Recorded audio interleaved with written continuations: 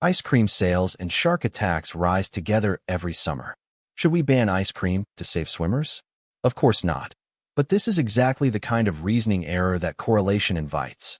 Understanding the difference between correlation and causation is one of the most important critical thinking skills in all of science. A correlation is a statistical relationship between two variables. When one changes, the other tends to change with it. Correlations are described by a correlation coefficient, written as R, which captures both how strong the relationship is and which direction it goes. A perfect positive correlation of +1 means the variables move together in lockstep, while a perfect negative correlation of -1 means they move in exactly opposite directions. An R of 0 means there is no linear relationship whatsoever. The correlation coefficient R runs from -1 to +1, and the absolute value of R tells you how strong the relationship is regardless of direction.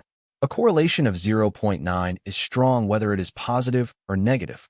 In psychological research, correlations above 0.5 are considered moderately strong, and anything above 0.7 is considered strong.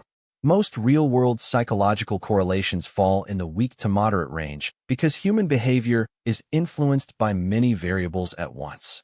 In a positive correlation, both variables move in the same direction. As one goes up, the other goes up too. The classic example is study time and exam performance. Students who study more tend to score higher. But here is the critical point. The correlation does not tell you that studying caused the higher scores. Perhaps students who are more motivated both study more and perform better, with motivation being the real driver.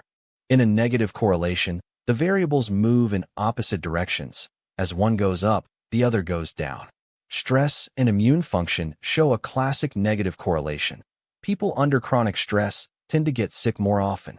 Absence from school and grades show a negative correlation too.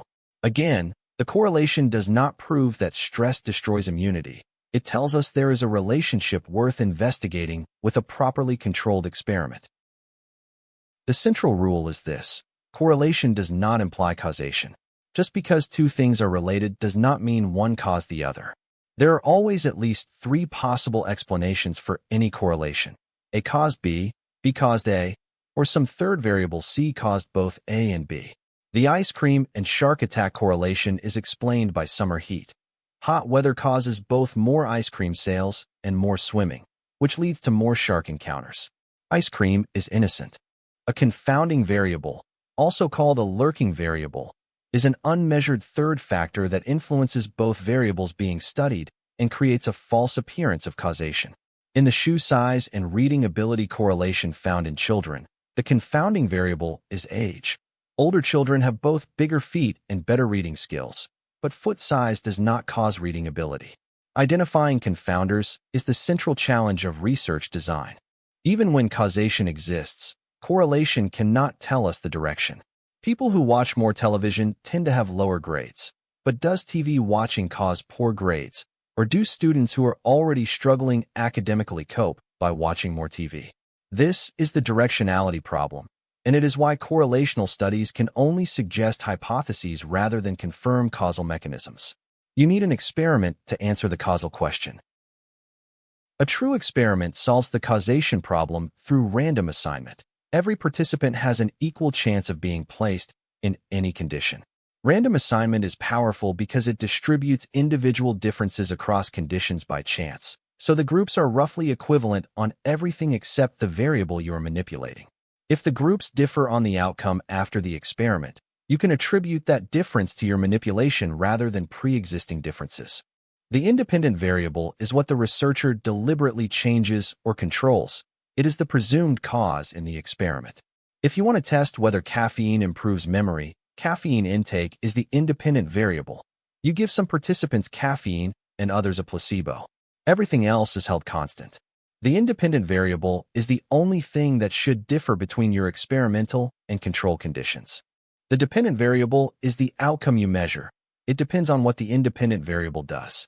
In the caffeine example, your measure of memory performance is the dependent variable.